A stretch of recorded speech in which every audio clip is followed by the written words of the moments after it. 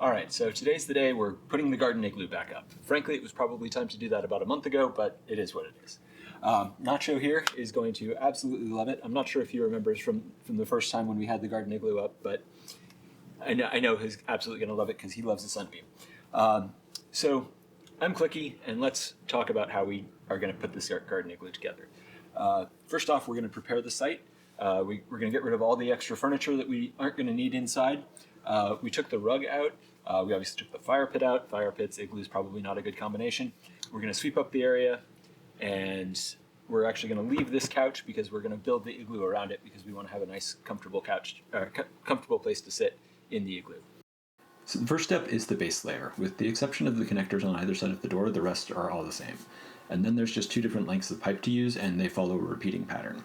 Assemble all of these in a long line, and once you have the full distance assembled, just join the two ends together and try not to knock anything over while you're doing it. After this, we go around and start building up our first layer.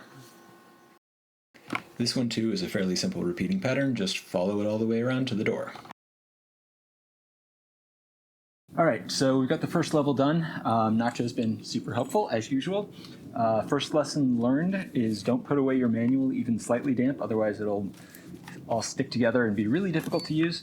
The other thing is, like last year, I got some silicone grease here that I can use to, and a Q-tip that I can use to lubricate any pipes that don't want to go into their parts. So yeah, we're going to keep going, and we'll check in a little bit later and see how we're doing. So if the dogs aren't in the way, I found it pretty helpful to gather up all the pieces that I would need for an individual step. This helps you notice when you've accidentally used the wrong piece because you're going to go look for the right piece at the end, and also just helps keep track of everything. For some reason I kept trying to use the 5-sided connector that is actually used in the very center of the dome instead of the 6-sided connectors. I'm not quite sure what was up with that. All right, so I have the frame done, joined here by Freya and Nacho in the back. They were very helpful throughout the whole thing. Anyway, this was an interesting thing to put together. The thing to sort of try to help make it easier is to try to figure out what the pattern is in each step. Usually there's some sort of like repeating pattern of pipe sizes and fastener sizes. The other thing is I'm not sure if this set's going to last for next year. A lot of the pipes are splitting on the ends.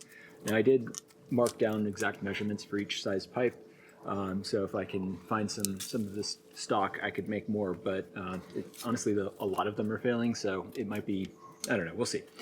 But anyway, the next step is going to be putting up string lights. That's going to be a lot easier to do before we have the shell on, so I'm going to work on that, and then depending on how much light we have left when I'm done with that, we'll work on the shell. That might be tomorrow, though. We'll see. For the lights, I found kind of weaving the wire between pipes on similar levels was a pretty effective way to distribute them. Didn't quite have as many lights as I would have hoped, but it turned out pretty well, I think.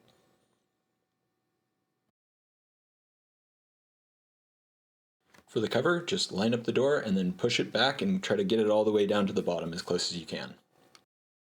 All right, so we have the top on and everything's looking good. We had to wait a little while before actually fastening it for everything to like stretch out and warm up a little bit. So if that happens to you when you're setting it up, just give it some time. The dogs took advantage of the time to do some sunbathing. And now over to Koo to set everything up inside. Eagle-eyed viewers will notice that these are now green instead of white. And that is because we had this on inside out. So we flipped it around and put it right side up, and everything's now strapped down.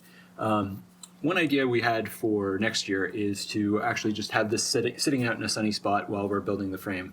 That might help speed everything up. We'll see. Anyway, now actually over to Koo to set everything up inside. I'm so excited to have the igloo back. I cannot even tell you.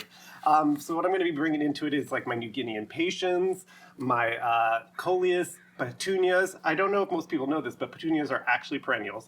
And you can just take cuttings of them in the fall and then bring them through the winter in your igloo. I have this great black one that I really love that I'm going to propagate for next year for Halloween.